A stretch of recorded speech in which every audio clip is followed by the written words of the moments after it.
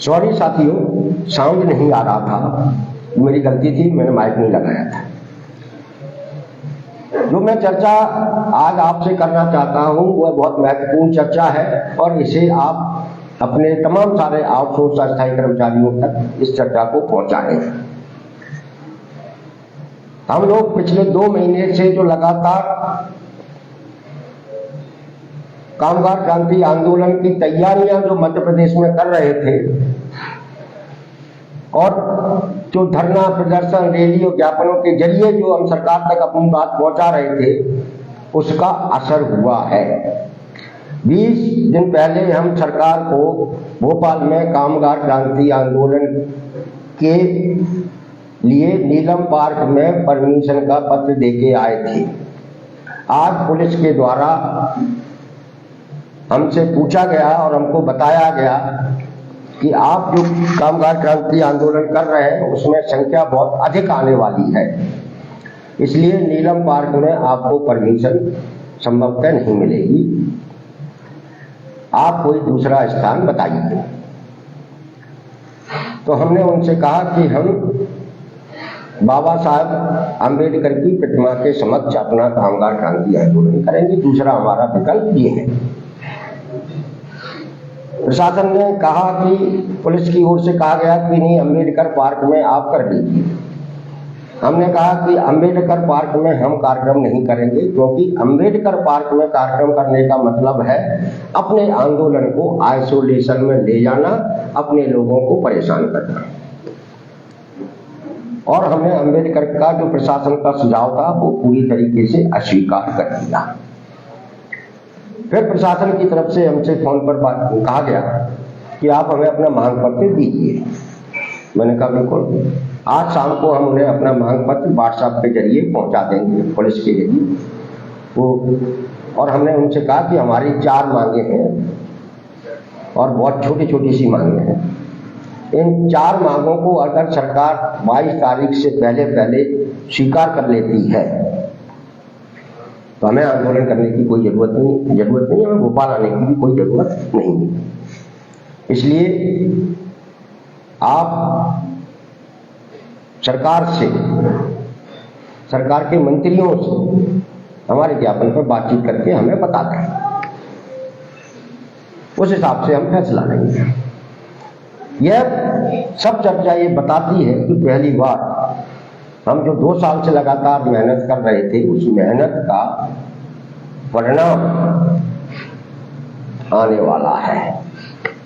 सरकार समझ गई और सरकार तक ये पूरी जानकारी है, प्रशासन तक पूरी जानकारी है कि मध्य प्रदेश के अंदर आउटसोर्स अस्थायी अंशकालीन ग्राम पंचायत कर्मचारियों का एक बड़ा आंदोलन खड़ा हो चुका है, अब वो रुकने वाला नहीं है। तो हमने उनको 4 मांगों का ज्ञापन हम शाम को उनको अधिकारियों को उपलब्ध करा देंगे व्हाट्सएप पे, और अपने इसी पेज पर वही ज्ञापन जो हम उनको देने वाले हैं वो आप लोगों के लिए भी पढ़ने के लिए उपलब्ध करा देंगे रात में 7-8 बजे तक। हमारी छोटी सी 4 मांगे हैं। उन 4 मांगों में पहली मांग तो हमारी यही है कि जितना भी क्लास 4 क्लास 3 का कर्मचारी है जो आउटसोर्स अस्थायी रूप में काम करता है सरकार के अलग अलग विभागों में, चाहे वो बैंकों में है, चाहे दफ्तरों में है, चाहे कलेक्ट्रेट में है, चाहे स्कूलों में है, चाहे ग्राम पंचायतों में, कहीं भी है, जो हमारा अस्थायी आउटसोर्स कर्मचारी है क्लास 4 और क्लास 3 का, इन सारे कर्मचारियों को विभाग द्वारा सीधे वेतन का भुगतान कराया जाए। नंबर 1 भुगतान कराया जाए और इन्हें ग्रेच्युटी और बीमा और अवकाश का लाभ दिया जाए। साथ ही इन्हें एक लघु कैडर बनाकर, अलग से कैडर बनाकर उन्हें जिस विभाग में वो कार्यरत है उसमें उनको का संविलियन कर दिया जाए। ऐसा करने के बाद ही इनके रोजगार में सुरक्षा आएगी। ये पहला हमारा पॉइंट है जो हम सरकार को पहुंचा रहे हैं। अब इस पॉइंट के बाद लगभग हमारे सारे आउटसोर्स अस्थायी कर्मचारी कवर हो जाते हैं, लेकिन इसके साथ ही हमारे ग्राम पंचायतों में बहुत सारा कर्मचारी है, जो पंप ऑपरेटर है, चौकीदार है, सफाई कर्मी है, नल जल चालक है, वृत्त है, स्कूलों में अंशकालीन है, दैनिक मजदूरी वाला है, छात्रावासों में खाना बनाने वाले हैं। ये बड़ी संख्या में हमारा जो कर्मचारी है, जिसे 2000, 3000, 4000 मिलता है, वर्षों से इनका पैसा नहीं बढ़ा है, इनके साथ बड़े स्तर पर अन्याय हो रहा है। पंचायत कर्मचारियों को सरपंच अपना गुलाम बनाए हुए हैं। स्कूलों और छात्रावासों के हमारा जो कर्मचारी है उसको प्रिंसिपल और छात्रावास अधीक्षक इनके साथ बदतमीजी करता है। तो ये सारे कर्मचारियों को सरकार का जो कलेक्टर रेट है, जिससे अभी तक ये वंचित हैं कलेक्टर रेट से, इन्हें तत्काल कलेक्टर रेट पर वेतन का भुगतान कराया जाए। और चूंकि इनकी उम्र ज्यादातर 55-60 साल के करीब हो चुके हैं, इसलिए इनके रिटायरमेंट पर इन्हें एक मुश्त कुछ पैसे का व्यवस्था की जाए, जैसे आंगनबाड़ी कार्यकर्ताओं को के लिए किया गया है, जैसे सहायिकाओं के लिए किया गया, वैसे ही इन कर्मचारियों के लिए भी एक रिटायरमेंट के समय एक मुश्त पैसे की व्यवस्था करें। वो 2 लाख 3 लाख जो भी हो सकता है वो सरकार तय करेगी, हम नहीं। तो ये 2 पॉइंट मेन है जिसके ऊपर ही हमने पूरे आंदोलन को विकसित किया है।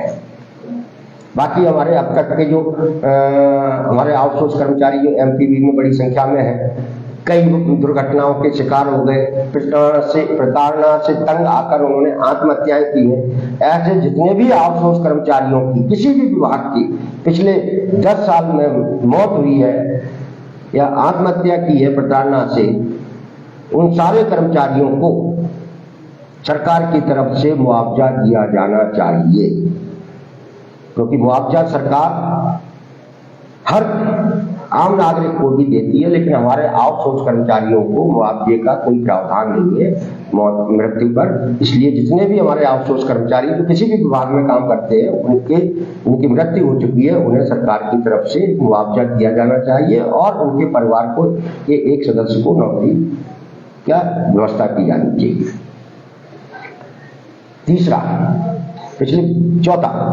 पिछले 20 साल से क्लास 4 और क्लास 3 की कोई नौकरी नहीं मिली है, जिसे सुनकर आप लोगों को हैरानी होगी। पिछले 20 साल में एक चपरासी की नौकरी मध्य प्रदेश में नहीं दी गई है, एक चपरासी की नौकरी। और यही बात हमने जब मीडिया के जरिए, अखबारों के जरिए, मीटिंगों के जरिए जब लोगों को बताना शुरू की, तो लोग भी हैरान थे कि ये क्या है, मैं सच बोल रहा हूँ या गलत बोल रहा हूँ। कई लोग यार तुम झूठ बोल रहे हो यार, ऐसा हो नहीं सकता है कि सरकार ने चपरासी की नौकरी नहीं दी हो। मैंने कहा सरकार से पूछ लीजिए आप। एक चपरासी की नौकरी 20 दिन में नहीं दी है। इसलिए जितना भी हमारा क्लास 4 और क्लास 3 के लोग के पद पर हमारा जो आउटसोर्स अस्थायी ठेका अंशकालीन ग्राम पंचायत कर्मचारी काम करता है, उसे लघु कैडर बनाकर वहीं की वहीं उनको सम्मिलित किया जाना चाहिए और उसे सरकारी जो वेतन भत्ते हैं वो उसे दिया जाना चाहिए। इस तरीके से हमारी ये 2-3 मांगे हैं जो हम सरकार को आज शाम को पहुंचाने वाले हैं, जिन पर चर्चा होगी। और हमने कहा कि अगर सरकार हमारी इन 4 मांगों को मान लेती है तो हम भोपाल में कोई आंदोलन, क्रांति आंदोलन नहीं करेंगे। सरकार सीधे आदेश निकाल देगा और हम अपने लोगों से कहते हैं भोपाल आने की कोई जरूरत नहीं है। यदि सरकार ने हमारी इन मांगों को गंभीरता से नहीं लिया तो फिर 22 सितंबर को भोपाल में क्रांति ही होगी। और क्रांति का मतलब होता है बदलाव, और बदलाव हम इन नीतियों में कराएंगे जिन्होंने हमारे मध्य प्रदेश के दसियों लाख युवाओं के भविष्य को बर्बाद कर दिया है। वो आत्महत्या करने के लिए मजबूर है। हमारे सीहोर के एक साथी ने, एमपीवी के अंकित यादव ने, कल वीडियो बनाकर सुसाइड नोट लिखकर आत्महत्या की है। उसने सुपरवाइजर और असिस्टेंट इंजीनियर पर गंभीर आरोप लगाए। उस आउटसोर्स कर्मचारी को प्रताड़ित करने वाले अधिकारी पर, उस सुपरवाइजर पर अभी तक कोई कार्रवाई नहीं की। क्योंकि ये ताजा मामला है, इसलिए आप लोग सब आज विचलित हैं हम भी अपने ऑल डिपार्टमेंट आउटसोर्स अस्थायी कर्मचारी संघ मोर्चा की तरफ से अपने दिवंगत साथी को श्रद्धांजलि देते हैं। साथ ही सरकार से आग्रह भी करते हैं कि ये जो आपने आउटसोर्स कल्चर जो पैदा कर रखा है, जिसमें ठेकेदार जो खुद सरकारी दफ्तर में के ठेके ले रहा है, वो अपने आप को सामंत समझता है। उस ठेकेदार को ये नहीं मालूम कि उसके यहाँ कौन कौन कर्मचारी काम करता है, कितना कर्मचारी काम करता है।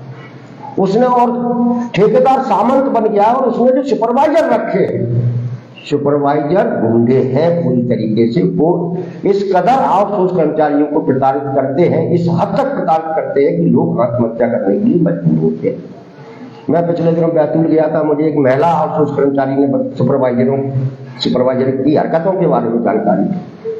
जब यही बात मैंने सिविल सर्जन को बैतूल में बताई तो सिविल सर्जन ने कहा कि ये गलत है। वो सुपरवाइजर उस दिन से बैतूल से भाग गया है।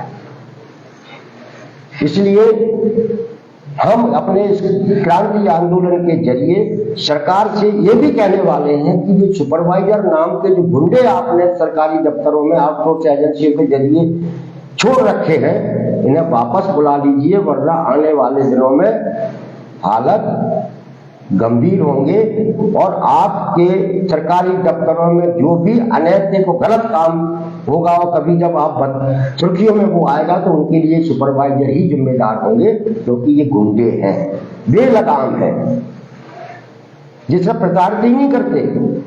हमारे आउटसोर्स कर्मचारियों को नौकरी से निकालने की धमकी देते हैं कि अगर नौकरी करना है तो अपने उनको मिलने वाला हमारा जो तुच्छ सा वेतन है उसमें से भी वो हिस्सा मांगते हैं। बताइए कितनी अमानवीय व्यवस्था है आउटसोर्स की, जो भारतीय जनता पार्टी की शिवराज सरकार ने लागू की थी और मोहन यादव की सरकार इसके बनाए रखना चाहती है। हम इसे बदलना चाहते हैं, हम इसमें बदलाव चाहते हैं। इसलिए क्रांति आंदोलन का आगाज किया गया है 22 सितंबर को।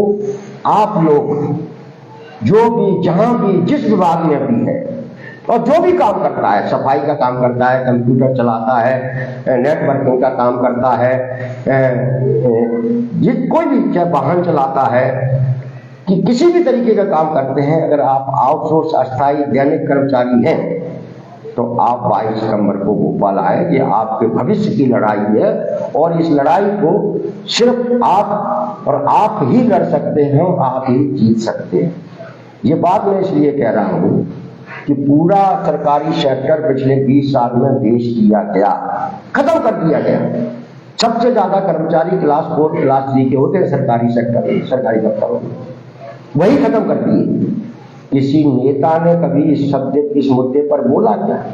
बताइए, किसी भी पार्टी का नेता हो, मैं किसी की वो नहीं कर रहा, किसी भी नेता ने, कोई विधायक कोई मंत्री आपसे वोट ले जाएगा, वोट लेने के बाद में कभी या वोट लेने से पहले न वोट लेने के बाद कभी उसने ये इस पर चिंता नहीं जाहिर की कि सरकारी सेक्टर तो खत्म हो गया, हमारे लोगों को, जो गरीब परिवारों के लोग हैं, जो क्लास 4 की नौकरी करना चाहते हैं, करते हैं, उन्हें नौकरी नहीं मिलेगी तो वो आर्थिक रूप से कैसे आगे बढ़ेंगे? किसी नेता ने अपने भाषणों पर इस पर चिंता नहीं व्यक्त की, यह सवाल कभी नहीं उठाया। जो यह बताता है कि हमारे जो नेता हैं वो सब करोड़पति हैं और उनकी चिंता में कामगार कर्मचारी वर्ग नहीं है। वो तो इसे सिर्फ वोट लेने के लिए उपयोग करता है और जब वो इनकी भीड़ दिखती है तो भाषण देने के लिए आ जाता है। इसलिए साथियों, मैंने पहले ही दिन से कहा था कि हमें अपने आउटसोर्स अस्थायी कर्मचारियों को भीड़ नहीं बनानी, उन्हें एक ऐसा लड़ाकू कौम तैयार करनी है जो अपने अधिकार 20 साल से जिनसे वो वंचित है उसे वो पा सके। इसीलिए साथियों, 22 सितंबर को आप आए, सरकार की स्तर पर चर्चा गंभीरता से हो रही है। हम कुछ न कुछ लेकर 22 सितंबर को लौटेंगे, इस बात की गारंटी है। नमस्कार, 22 सितंबर को आइए, सोशल मीडिया पर कामगार क्रांति आंदोलन का ऐसा वातावरण बनाओ कि हर व्यक्ति को ये पता चल जाए कि मध्य प्रदेश में कुछ नया होने वाला है। इस सरकार ने किसको चूतिया नहीं बनाया, सबको बेवकूफ बनाया है। अतिथि शिक्षकों को साल भर पहले खुद मुख्यमंत्री शिवराज सिंह कहते हैं कि हम आपको 12 महीने का सेवा काल देंगे, आपको नियमित करेंगे, आपको ये करेंगे, वो करेंगे। चुनाव हो गए, साल बीत गया, उनके साथ किया गया क्या किया गया आपने देख लिया। और अतिथि शिक्षकों की संख्या कोई कम नहीं है, वो तो मिडिल क्लास के परिवारों के बच्चे हैं, पढ़े लिखे बच्चे हैं, उनके साथ झूठ बोल दिया। और उनके भी आंदोलन को अंबेडकर पार्क में पहुंचाकर, आइसोलेशन में पहुंचाकर उन्हें वापस घर पहुंचा दिया।